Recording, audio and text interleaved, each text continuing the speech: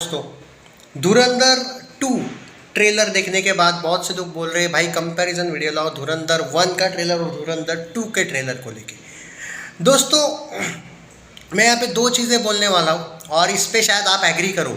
सबसे पहली बात, you can say that yes Akshay Khanna is missing and very big part is missing. You can not give take his credit. उसका जो credit है, उसका जो स्वैग है, no doubt at all he is missing. I agree with this, but we have to move on ना, क्योंकि वो मर गया है। वो कैरेक्टर कोई हीरोइक नहीं है, वो एक विलन था, ऑब्वियसली इम्पैक्टफुल विलन था, बट ये कोई नॉर्मल परी कथा तो है नहीं, या फिर एकता कपूर का सीरियल नहीं है जो मर गया वो वापस आएगा, समझे। मतलब एग्जाम्पल के तौर पे ये बेस्ड ऑन ट्रू स्टोरी है। क्या कहते हैं, lightly based on true story, okay, marginally. क्योंकि धुरंधर ये कैसी कथा है मालूम है, ये जो कैसी रियलिटी है, रॉ एजेंट की कहानी है। ज़रूरी नहीं है कि जसकीरत एक ही की स्टोरी हमें बताई गई है। अगर धुरंधर का एंड देखा होगा या फिर तो dedicated to unknown man. Unknown man एक नहीं है, हमें एक अननोन मैन एक बताया गया है कि उनका काम कैसा होता है। ज़रूरी नहीं है कि ये वो अननोन मैन है जिसने उस टाइम पे सच में जो अक्षय खन्ना का जो है, जिसका उसने रोल प्ले किया था रहमान डकैत का, उसने संजय दत्त वाले कैरेक्टर के साथ मिल के उसको मारा होगा। ये इन्होंने एक प्लॉट रखा है कि उसके साथ मिलके उसको मारा होगा एंड ऑल, बट ज़रूरी नहीं कि उसी टेररिस्ट को मारा होगा। हो सकता है कोई दूसरे टेररिस्ट, जैसे अभी 2-3 दिन पहले भी एक न्यूज़ आई थी कि एक बहुत बड़ा टेररिस्ट मारा गया। बोला जाता है वो अननोन मैन ने ही मारा, क्योंकि कोई सवाल ही पैदा नहीं हो रहा था। उससे पहले भी कुछ न्यूज़ आई थी। बात यह है कि ज़रूरी नहीं है कि वो, और ऑब्वियसली आईडी कैसे रिवील की जाएगी भाई, आइडेंटिटी किसी की भी। रॉ जो काम करती है वो ऑलमोस्ट सिर्फ सेंट्रल को पता होता है क्या है क्या नहीं, वो वाला एंगल है।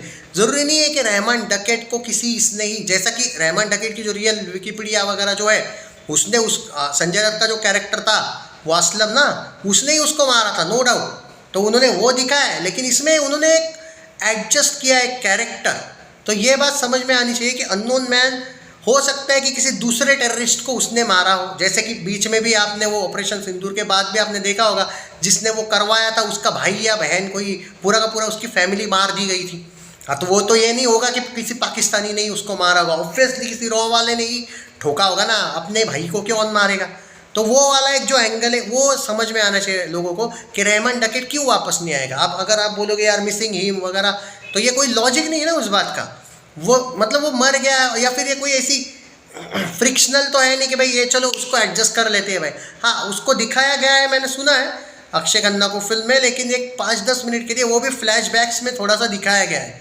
बिल्कुल अक्षय खन्ना नहीं है ऐसा नहीं है, बट हाँ, फर्स्ट पॉइंट यहाँ पे ख़त्म होता है जो लोगों के डाउट्स है वो।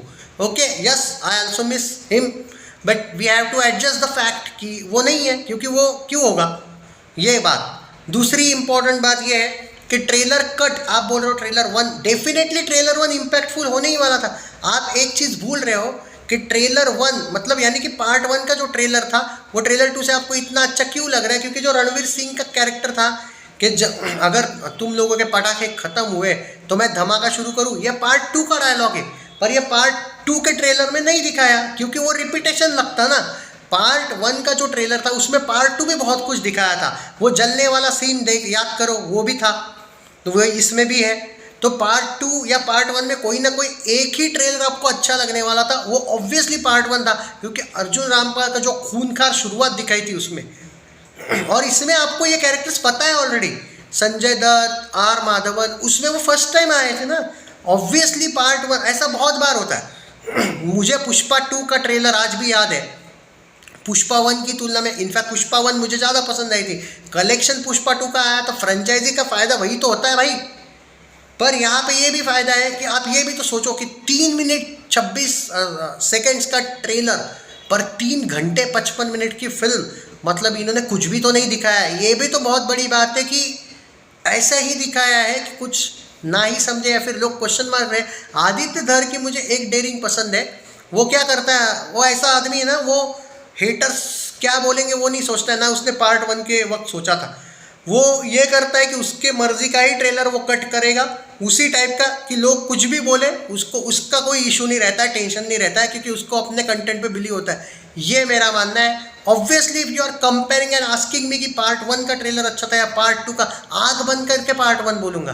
बट यहाँ पे यही ज़रूरी था। मुझे तो आज भी याद है, तो कुछ लोग तो ये तक बोल रहे थे कि भाई डायरेक्ट ट्रेलर मत ही लाओ, डायरेक्ट हमको देखने दो फिल्म। पर ऐसा होता नहीं है, क्योंकि लोग इतने एक्साइटेड है फिल्म को लेके कि यार कुछ रिवील ना करें। तो उन्होंने कुछ रिवील ना करने वाला ही काम किया है। ए सर्टिफिकेट सिर्फ मारा मारी, एक दो डायलॉग, एलिना आई थिंक उसका नाम, हाँ एलिना दिखाया ना उसको, सारा अर्जुन को, तो उसका एक ट्रूथ रिवील थोड़ा सा करने की कोशिश। बट सिचुएशन नहीं पता हमें कि क्या है क्या नहीं। तो बहुत सी चीज़ें, बहुत सी क्या यार, सॉरी यार, कभी कभी साइलेंट फ़ोन नहीं होता है और कभी कभी इंपॉर्टेंट भी कॉल होता है, तो I am extremely sorry for that. But एक लिंक होती है, कभी कभी जाती है निकल के, सॉरी फॉर दैट।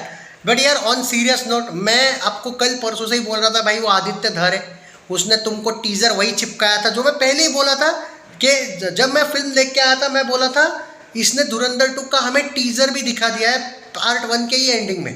और जब आप लोग देखे थे धुरंधर 2 का टीज़र, तब आप बोले यार ये क्या दिखा है, वो उसी टाइम पे मैंने बोला था। और मैंने ये भी पहले ही कल परसों ही आपको बोला था कि भाई उम्मीद मत रखना कि आपको ये कुछ दिखा देगा, ये आदमी ऐसा है, ये कुछ नहीं रिवील करता है, और ये होने ही वाला था।